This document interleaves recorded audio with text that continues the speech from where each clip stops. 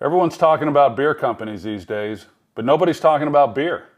I started 8 with the goal of creating a company dedicated to making really great light beer.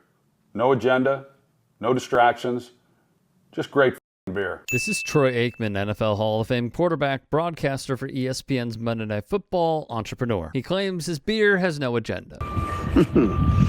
Grandpa's feeling a little frisky today. Oish.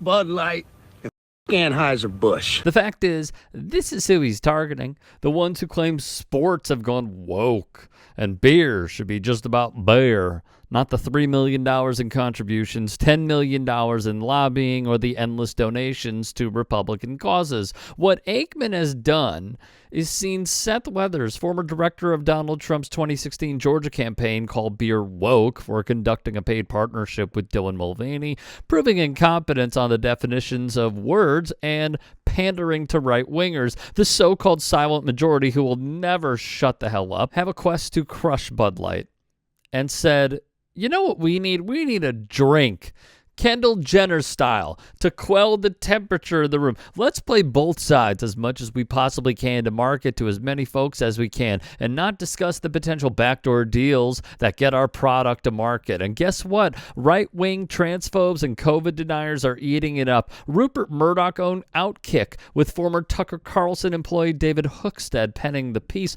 applauding Aikman for his approach. They don't want woke politics or Dylan Mulvaney shoved down their throat. That's not what Bud Light or any other beer demos want, wrote the schmuck. I do find it interesting. The man says he wants no agenda. That's a lot of jet fuel just to do a little flyover.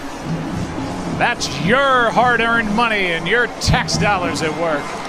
That stuff ain't happening with Kamala Biden ticket. I'll tell you that right now, partner. But he revealed himself in Hot Mic, mocking military flyovers, which, to be clear, should be mocked. Uncovered by late Arizona Senator John McCain and former Senator Jeff Flake, the NFL's paid patriotism scam to allocate the American public's tax dollars to things like military reunions and flyovers were not a problem for Aikman to call out. Instead, it was, well, light beer. You know, I think there's a lot of companies out there that want to tell everybody who they are or what they are about, and they're not focused on the product themselves. And so we just wanted to get the message out there that, hey, if you're tired of all these points of views by all these big companies, and you just want a company that's focused on what it is that they do, which for 8 is making a great light beer, come join our team. He would say of his target audience. I think they just want companies that are focused on the brands themselves. They don't want brands that are trying to get political. We're certainly not. We don't want to be a part of any debate outside of someone drinking 8 beer while they're having a discussion, is really our perspective. Who else adored Aikman's video announcement? Another Murdoch-owned publication, the New York Post. In addition, another one, Fox News. They were all in. Does one follow the pattern here of approval as opposed to